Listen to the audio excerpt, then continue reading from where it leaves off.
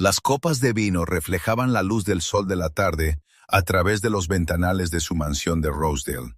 Y pude ver a mi esposa Elena revisando su teléfono por tercera vez en 10 minutos. Llevábamos casados 8 años y yo había aprendido a reconocer ese tipo de silencio en particular, el que precedía a que alguien te pidiera algo que sabía que no podías permitirte. Mi padre quiere que vayamos a cenar el viernes, dijo sin levantar la vista de la pantalla. Solo la familia, insiste mi madre. Dejé mi café. A mis 62 años se me daba bien leer entre líneas. Solo la familia significaba que sus padres pasarían 3 horas recordándome, educadamente por supuesto, que su hija se había casado por debajo de su nivel social. Allí estaré, dije. Entonces me miró y vi algo pasar por su rostro. Decepción, resignación. Después de 8 años, todavía no sabía distinguirlo. Conocí a Elena Hardwick en una gala benéfica en Toronto hace 9 años. Estaba allí porque mi asistente había comprado la entrada antes de que pudiera detenerla, insistiendo en que era bueno para hacer contactos. Elena estaba allí porque su familia había financiado la ala infantil del hospital que estábamos celebrando. Llevaba un sencillo vestido negro que probablemente costaba más que el coche de la mayoría de la gente. Y cuando se rió de algo que dijo su amiga, me encontré caminando hacia ella antes de tomar la decisión consciente de hacerlo. «Soy James», le dije tendiéndole la mano. «James Mitchell, Elena Hardwick». Su apretón de manos fue firme, su sonrisa sincera. «¿Estás disfrutando de la velada?» «Ahora la estoy disfrutando más». Era una frase terrible, pero ella se rió de todos modos. Hablamos durante 2 horas de pie junto a la mesa de postres, mientras la gala se desarrollaba a nuestro alrededor. Me dijo que trabajaba en una galería de arte en Yorkville. Le dije que era consultor financiero, lo cual era cierto en el sentido más técnico. Asesoraba sobre mis propias finanzas, que resultaban ser considerables. Lo que no le dije fue que era el accionista mayoritario anónimo de Hardwick Industries, el imperio farmacéutico de su padre, y que llevaba 6 años acumulando acciones discretamente a través de una red de sociedades ficticias y cuentas en paraísos fiscales. Que era dueño del 58% de la empresa que su familia había construido a lo largo de 3 generaciones, y que ellos no tenían ni idea de mi existencia. Tenía mis razones para mantener el secreto. A los 35 años, gané mi primer millón con acciones tecnológicas, justo antes del estallido de la burbuja.com. Eso debería haberme arruinado. En cambio, me retiré en el momento justo. Lo invertí en bienes raíces, luego en capital privado y luego en productos farmacéuticos. A los 40 años, mi patrimonio ascendía a 8 cifras. A los 50, a 9. A los 60, había cruzado al territorio en el que los números dejaban de tener un significado concreto y se convertían en algo más parecido a puntos en un juego al que solo jugaban unos pocos miles de personas en todo el mundo. Pero también había visto cómo mi primer matrimonio se desintegraba en el momento en que mi exmujer Linda descubrió cuánto valía realmente. Ella amaba a James Mitchell, el tipo que conducía un Volvo de 10 años y llevaba la misma chaqueta a todos los restaurantes. Ella toleraba a James Mitchell, el millonario con una bonita casa en Forest Hill. Se divorció de James Mitchell, el multimillonario, después de contratar a 3 contables forenses diferentes para asegurarse de que obtenía hasta el último centavo al que tenía derecho. Solo los honorarios de los abogados me costaron $14 millones. La traición me costó algo que no se puede cuantificar en dinero. Así que cuando conocí a Elena, tomé una decisión. Sería James Mitchell, consultor financiero. Conduciría mi viejo Volvo, que en realidad prefería al Bentley, aparcado en un garaje climatizado en Oakville. Vestiría ropa bonita, pero sin llamar la atención. Viviría en una casa cómoda, pero no ostentosa, y esperaría a ver si alguien podía amarme por lo que era, no por lo que tenía. Elena parecía perfecta, era inteligente, divertida y apasionada por su trabajo en la galería. Provenía de una familia adinerada, sí, pero había elegido labrarse su propio camino en lugar de vivir del imperio de su padre. Salimos juntos durante 6 meses antes de que conociera a sus padres, y para entonces ya estaba enamorado de ella. La primera cena en la finca Hardwick debería haber sido una advertencia. Richard Hardwick tenía 68 años, cabello plateado y la presencia que le daban 4 décadas al frente de una empresa valorada en $30,000 millones. Su esposa Margaret era elegante, de voz suave, y observaba todo con una mirada que no se le escapaba nada. «Bueno, James», dijo Richard, cortando su venado con precisión quirúrgica. «Elena nos ha dicho que te dedicas a las finanzas, al asesoramiento financiero», dije. «Ayudo a los clientes a optimizar sus carteras de inversión. ¿Por tu cuenta o en una de las grandes empresas?» «Por mi cuenta, con una base de clientes más pequeña y un servicio más personalizado». Él asintió lentamente, como se le diría a un niño que acaba de explicar por qué quiere ser astronauta. «¿Y cómo te va?» «No me puedo quejar. Gano lo suficiente para vivir cómodamente». «¿Cómodamente?», repitió Margaret, como si estuviera probando la palabra. «Eso es maravilloso, querido. Es muy importante estar contento con lo que se tiene». Elena se agachó debajo de la mesa y me apretó la mano. En ese momento, pensé que me estaba ofreciendo su apoyo. Mirando atrás, me pregunto si se estaba disculpando. Nos casamos en una pequeña ceremonia en un hotel boutique en Niagara-on-the-Lake. Elena quería algo íntimo, y yo se lo agradecí. Sus padres pagaron todo, lo que me pesó, pero parecía hacerles felices. Richard brindó por cómo el amor era más importante que el dinero, y vi a algunos familiares de Elena intercambiar miradas cómplices. El primer año fue bueno. Compramos una casa en Leslieville, una vivienda victoriana renovada de la que Elena se enamoró. Era bonita, pero no extravagante. Exactamente el tipo de lugar que comprarían un consultor financiero de éxito y una directora de galería de arte. Pagué en efectivo, pero en los papeles lo hice parecer una hipoteca. Elena parecía feliz. Se levantaba temprano para preparar café y nos sentábamos en la terraza trasera a ver cómo despertaba el barrio.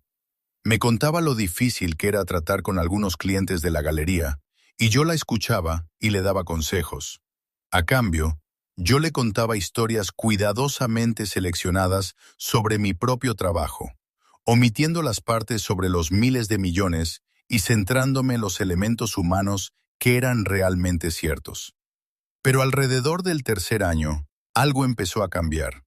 Al principio eran pequeñas cosas. Elena empezó a mencionar a su amiga Rebecca, cuyo marido acababa de convertirse en socio de su bufete de abogados. Luego fue Simón, su compañera de habitación en la universidad, cuyo marido había creado una exitosa empresa tecnológica. Después fue un comentario casual sobre lo bonito que sería tener una casa de campo en el norte, como la que tenían sus padres. «Podríamos comprar una», le dije. «Hay algunas propiedades asequibles en los alrededores de Miscoa». «Asequibles», repitió ella. Y ahí estaba de nuevo esa palabra cargada de implicaciones que no quería examinar. Al quinto año, los comentarios eran menos sutiles. Estábamos en un restaurante y ella decía: «Rebecca y Martin se van a las Maldivas 2 semanas». Pasábamos por delante de un concesionario de coches de lujo y ella mencionaba lo impresionante que era el nuevo Mercedes de su colega. Visitábamos a sus padres y su padre me preguntaba con creciente escepticismo cómo iba el negocio de la consultoría. Seguí esperando a que ella viera más allá de la superficie, que se diera cuenta de que nunca me preocupaba el dinero, que siempre podía permitirme lo que ella quisiera, que simplemente había decidido no gastar de forma ostentosa. Me preguntaba por qué un simple consultor financiero podía pagar una casa en efectivo, por qué tenía un conocimiento tan detallado de las tendencias de la industria farmacéutica, por qué a veces recibía llamadas que me excusaba para atender en privado, pero ella nunca lo hacía, o si lo hacía, decidía no indagar más. Alrededor del sexto año, Richard Hardwick sufrió un leve ataque al corazón. No era nada que pusiera en peligro su vida, pero sí lo suficiente como para que empezara a pensar en la sucesión. Elena empezó a pasar más tiempo con sus padres, y cuando volvía a casa estaba más callada de lo habitual. «Papá está pensando en jubilarse en los próximos años», me dijo una noche. «Quiere asegurarse de que la empresa quede en buenas manos». «Tiene sentido», le respondí, sabiendo que acababa de bloquear un intento de adquisición hostil de Hardwick Industries la semana anterior. Como accionista mayoritario, tenía poder de veto sobre cualquier decisión corporativa importante, aunque la familia no tenía ni idea de quién ejercía ese poder. Para ellos, el benefactor anónimo, como había empezado a llamarme la junta directiva, era un misterio que llevaban años intentando resolver. «Está decepcionado porque ni Michael ni yo queríamos entrar en el negocio», continuó. Michael era su hermano menor, que se había convertido en documentalista. Dice que la empresa probablemente se venderá a un conglomerado después de que él se haya ido. Podría haberle dicho que eso no sucedería, que nunca lo permitiría, que había pasado años posicionándome cuidadosamente para proteger la empresa porque, a pesar de la condescendencia de Richard hacia mí, respetaba lo que había construido. Pero no dije nada. El mes pasado, las cosas llegaron a un punto crítico. Estábamos en una recaudación de fondos para la Galería de Arte de Ontario, el tipo de evento que a Elena le encantaba y yo toleraba. Llevaba un traje que había comprado hacía 12 años, todavía en perfecto estado, cuando Natasha, una amiga de Elena, se acercó con su marido Colin, que al parecer era propietario de una cadena de restaurantes de éxito. «James», exclamó Natasha besándome en la mejilla, «qué alegría verte. Colin acaba de decir que deberíamos cenar todos juntos pronto. ¿Has estado en su nuevo local en King West?» «Todavía no», respondí. «Oh, pues deberías, supongo». Echó un vistazo a mi traje y luego miró a Elena con algo parecido a lástima. «Bueno, es un poco caro, pero Colin te puede hacer un descuento, estoy segura». Elena sonrió con tensión. «Es muy amable». Más tarde, en el coche, estuvo en silencio durante mucho tiempo. Entonces dijo, «Estoy cansada, James. ¿Has tenido un día largo?» «No, solo estoy cansada». 2 semanas antes, había llegado a casa temprano y la había encontrado hablando por teléfono con su madre en voz baja. Colgó rápidamente cuando entré. «¿Va todo bien?», le pregunté. «Sí, solo hablaba con mi madre». Pero había visto su portátil abierto sobre la mesa de la cocina, con la pantalla mostrando un anuncio inmobiliario de un ático en Yorkville. El precio era de 3,2 millones, mucho más de lo que ella creía que podíamos permitirnos. Lo que me llevó al viernes por la noche, a la cena que su madre había insistido en organizar para decirnos lo que fuera que sus padres querían decirnos y que requería una reunión solo con la familia. Entré con mi Volvo en la rotonda de la finca Hardwick, donde mi coche desentonaba cómicamente entre los Mercedes y los Range Rover que ya estaban aparcados allí. La casa era una mansión de piedra en Forest Hill, el tipo de lugar que resumaba riqueza tan ostensiblemente que se podía percibir desde la calle. Elena salió sin esperarme, alisándose el vestido mientras caminaba hacia la entrada. La seguí, fijándome en la forma en que mantenía los hombros, en la tensión de su cuello. Margaret nos recibió en la puerta, elegante con un vestido de seda color crema. «Elena, cariño, James», besó a su hija con cariño y me dedicó una sonrisa que no llegaba a sus ojos. «Pasa, por favor, tu padre está en el estudio». Encontramos a Richard de pie junto a un enorme escritorio de caoba, sirviéndose whisky de una jarra de cristal. Llevaba un cardigan sobre la camisa de vestir, el tipo de formalidad informal que probablemente costaba más que mi coche. «Ahí estás», dijo, entregándole una copa a Elena y señalando con la cabeza otra para mí. «Siéntate. Siéntate, Margaret. Trae los aperitivos, ¿quieres?» Nos acomodamos en sillones de cuero que probablemente costaban 5 cifras cada uno. Richard se tomó su tiempo, sorbiendo su whisky, estudiándome como un joyero estudiaría una circonita que alguien intentara hacer pasar por un diamante. James, dijo finalmente, quiero hablar contigo de algo importante, Manto Man. Elena apretó la copa con fuerza. Por supuesto, dije. Llevas 8 años casado con mi hija. Así es. Y en esos 8 años la he visto renunciar a todo lo que le enseñaron a esperar. Vive en una casa pequeña en un barrio mediocre. Conduce un coche que tiene 7 años. Trabaja en una galería cuando podría estar viajando por el mundo, dedicándose a sus pasiones sin limitaciones económicas. Le encanta su trabajo, dije en voz baja. Lo hace porque tiene que hacerlo, intervino Margaret, entrando con una bandeja de canapés. Porque tú no puedes mantenerla adecuadamente. Elena miraba fijamente su regazo. Vamos, vamos. Richard levantó una mano. No seamos duros. James, estoy seguro de que estás haciendo todo lo posible, pero la realidad es que mi hija se casó con alguien que no puede proporcionarle la vida que se merece. Y creo que lo sabes. Di un sorbo al whisky. Estaba excelente. Un Macallan de 40 años que probablemente costaba $3,000 la botella. ¿Qué es lo que sugieres exactamente, Richard? Dejó su copa y cogió un maletín de cuero de su escritorio. Estoy sugiriendo que ambos merecéis un nuevo comienzo. Elena se merece a alguien que esté a la altura de su posición, su educación y sus expectativas. Y tú te mereces a alguien que no esté siempre deseando que seas más de lo que eres. Deslizó el maletín hacia mí por el escritorio. Dentro encontrarás documentos que harán que esta transición sea lo menos dolorosa posible. Estoy dispuesto a ofrecerte $5 millones. Divorcio sin culpa, ruptura limpia, sin largos procedimientos judiciales. Firmas, te vas con seguridad financiera. Elena puede reconstruir su vida y todos podemos seguir adelante con dignidad. La habitación estaba completamente en silencio, salvo por el tic-tac de un reloj antiguo sobre la repisa de la chimenea. Abrí el maletín lentamente. Dentro había los papeles del divorcio ya rellenados, un cheque por $5 millones, un acuerdo de confidencialidad que me impediría hablar con nadie sobre la familia Hardwick. ¿5 millones? Dije pasando el dedo por el borde del cheque. Es más que generoso, dijo Richard. Es más de lo que ganarías en 3 vidas haciendo lo que haces.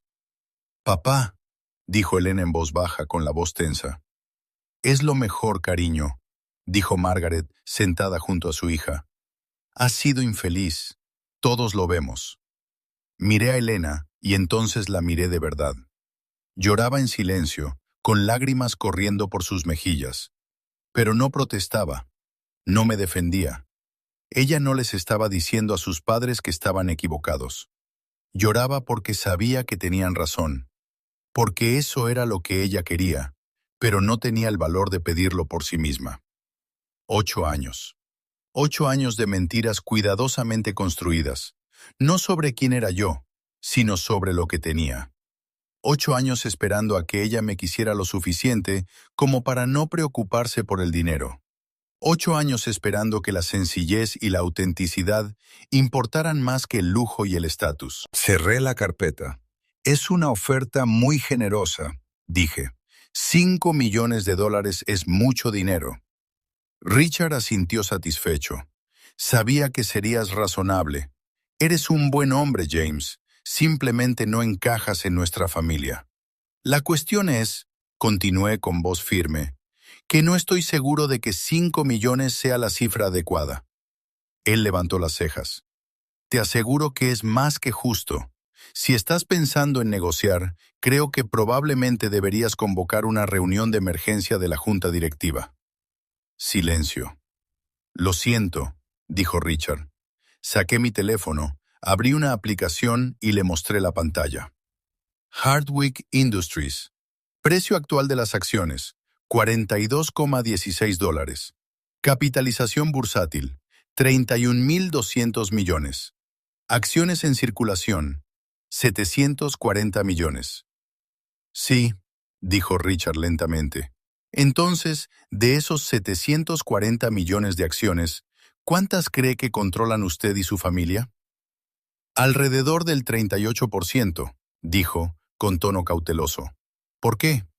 Y recuerda a ese accionista anónimo que su junta directiva lleva 6 años tratando de identificar, el que sigue bloqueando las adquisiciones hostiles y evitando que usted realice lo que yo considero adquisiciones estratégicamente innecesarias. Margaret se había puesto pálida. El que posee 430 millones de acciones, continué, el 58% de su empresa, el accionista mayoritario que puede anular cualquier decisión que usted tome. Vi cómo la comprensión se reflejaba en el rostro de Richard, como el sol saliendo sobre el lago Ontario. Lenta e inexorablemente. Ese soy yo, dije. James Mitchell, su yerno, el consultor financiero que aparentemente no puede mantener a su hija. Elena levantó la cabeza de golpe. ¿Qué? Al valor actual de mercado, mi participación en la empresa de su padre vale aproximadamente 18,000 millones de dólares, más o menos unos cientos de millones, dependiendo de cómo se comporten los mercados asiáticos esta noche. Dejé mi teléfono en la mesa junto al cheque de 5 millones de dólares. El contraste habría sido divertido si no fuera tan triste. Eso es imposible, dijo Richard, pero su voz había perdido su seguridad. Llama a Steven, dije. Steven Cho era el director financiero de la empresa, un hombre brillante que llevaba 6 años siguiendo discretamente mis instrucciones a través de mis abogados. Pregúntale por el grupo de inversión llamado North Star Holdings. Pregúntale quién lo controla en última instancia. Pregúntale quién ha estado protegiendo a tu empresa de 3 intentos distintos de adquisición hostil. Pregúntale quién se aseguró de que tuvieras el capital para expandirte a la investigación en terapia génica cuando los bancos querían retirar tu línea de crédito. A Richard le temblaba la mano mientras buscaba su teléfono. Estás mintiendo, dijo Margaret, pero no había convicción en su voz. No lo estoy haciendo, dije simplemente. He sido muchas cosas en nuestra relación, pero nunca he mentido. Simplemente nunca ofrecí cierta información que no me pidieron. Elena me miraba como si fuera un extraño. ¿Has sido rico todo este tiempo? Sí. ¿Cómo de rico? Muy rico. Y me dejaste creer. Dejaste que mis padres creyeran, dijo con voz quebrada. Quería saber si me querías, dije en voz baja. Quería saber si podía ser yo mismo sin la complicación de la riqueza extrema. Si alguien podía querer a James Mitchell, la persona, y no a James Mitchell, el multimillonario. Me mentiste. Llevaba ropa vieja, conducía un coche viejo y vivía en una casa modesta. Son elecciones, no mentiras. Nunca me preguntaste si tenía más dinero. Simplemente asumiste que no lo tenía y decidiste que eso era un problema. La llamada de Richard fue breve y brutal. Vi cómo su rostro pasaba de la incredulidad a la conmoción, la ira y finalmente una especie de aceptación horrorizada. Cuando colgó, parecía más viejo, más pequeño de alguna manera. Steven lo confirmó, dijo. Estás diciendo la verdad. Normalmente lo hago. ¿Por qué? Exigió Margaret. ¿Por qué harías esto? ¿Por qué nos lo ocultarías? Precisamente por esto, señalé la carpeta de cuero. Porque quería una cosa en mi vida que no tuviera que ver con el dinero. Una relación basada en algo real. Quería que alguien me quisiera por lo que soy, no por lo que podía comprarles. Eso es cruel, dijo Elena. Eso es manipulación, ¿no? Nunca te impedí perseguir tus sueños. Nunca limité tus gastos más allá de lo que parecía razonable para nuestro supuesto nivel de ingresos. Nunca te negué nada de lo que me pediste. Lo que hice fue esperar a ver si me elegirías a mí en lugar del estilo de vida en el que te criaste. Eso no es justo. Quizás no, pero es sincero. Me levanté y me arreglé la vieja chaqueta del traje. Durante 8 años vi cómo te decepcionabas cada vez más conmigo. No porque te tratara mal, no porque fuera cruel, infiel o negligente, porque no tenía suficientes ceros en mi cuenta bancaria para satisfacer las expectativas de tus padres sobre lo que su hija se merecía. «Eso no es cierto», protestó débilmente. «¿No lo es? ¿Cuándo fue la última vez que me miraste como lo hiciste cuando nos conocimos? ¿Cuándo fue la última vez que mi compañía te bastó? ¿Cuándo fue la última vez que me defendiste ante tus padres en lugar de sentarte en silencio mientras enumeraban mis deficiencias?» Ella no supo qué responder. Me volví hacia Richard. «Ya he dado instrucciones a mis abogados para que comiencen a transferir mis acciones. Durante los próximos 12 meses me desprenderé por completo de Hardwick Industries. Tú mantendrás el control familiar. La empresa seguirá siendo estable y yo seré libre de invertir en proyectos que no me obliguen a cenar cada trimestre con gente que cree que no soy lo suficientemente bueno para respirar su aire». «Espera», dijo Richard levantándose bruscamente, «no puedes simplemente... Tenemos obligaciones, acuerdos de accionistas, y yo los cumpliré todos». «No estoy tratando de destruir tu empresa, Richard. Nunca lo he hecho. He pasado 6 años protegiéndola porque, a pesar de todo, creo en lo que has construido. Simplemente no voy a seguir soportando los insultos en el proceso». Miré a Elena por última vez. Estaba llorando de nuevo, pero estas lágrimas eran diferentes, confusas, perdidas. «Los papeles del divorcio están bien», dije. «Quédate con la casa, quédate con todo lo que está a nombre de los dos. No necesito nada de eso, pero no aceptaré los $5 millones de la compra». Creo que ambos sabemos que eso es insultante para todos los involucrados. Caminé hacia la puerta y luego me detuve. «Por si sirve de algo, Elena, te quise. Te quise lo suficiente como para querer ser alguien sencillo y sin complicaciones para ti. Te quise lo suficiente como para esperar que eso fuera suficiente. Lamento que no lo fuera. El viaje a casa debería haber sido triunfal, pero solo me sentí vacío. Había demostrado mi punto. Claro, les había demostrado que se equivocaban conmigo, pero también había demostrado que tenían razón en algo más importante. Elena y yo nunca íbamos a funcionar. No por el dinero, sino porque queríamos cosas fundamentalmente diferentes. Ella quería seguridad, estatus, la comodidad de saber que nunca tendría que preocuparse por el juicio de su círculo social. Yo quería autenticidad, alguien que pudiera ver más allá de la superficie y ver a la persona que había debajo. Ambos nos habíamos fallado el uno al otro a nuestra manera. 3 meses después, el divorcio era definitivo. Elena se mudó a un apartamento que sus padres le compraron en Yorkville. Yo vendí la casa de Leslieville y compré otra más pequeña en las playas, cerca del agua. Richard se jubiló 6 meses después, y el hermano menor de Elena, Michael, sorprendentemente, decidió asumir el cargo de director ejecutivo. Lo hizo mejor de lo que nadie esperaba. Ahora salgo con alguien de vez en cuando, aunque soy sincero desde el principio, no sobre las cifras concretas, sino sobre el hecho de que mi situación financiera es complicada y extensa. La mayoría de las mujeres pierden rápidamente el interés, lo cual está bien, al menos sé por qué. A veces pienso en Elena. Me pregunto si ella alguna vez se arrepiente de cómo terminaron las cosas. Si alguna vez piensa en aquellas mañanas tempranas en nuestra terraza, cuando éramos solo 2 personas que disfrutaban de la compañía del otro, antes de que las expectativas y las decepciones llenaran todos los espacios entre nosotros. Pero en general, estoy en paz. Aprendí algo valioso de esos 8 años. Algo que me costó un matrimonio, pero que me enseñó una verdad que necesitaba comprender. No se puede comprar una conexión genuina, por muchos miles de millones que se tengan, y no se puede construir una relación real sobre la base de lo que alguien no sabe de ti. La mayor riqueza no está en tu cartera, está en ser conocido, plenamente conocido y amado. De todos modos, sigo buscando eso. A mis 62 años, tengo la paciencia suficiente para seguir buscando, la riqueza suficiente para esperar algo real, y la sabiduría suficiente para saber finalmente que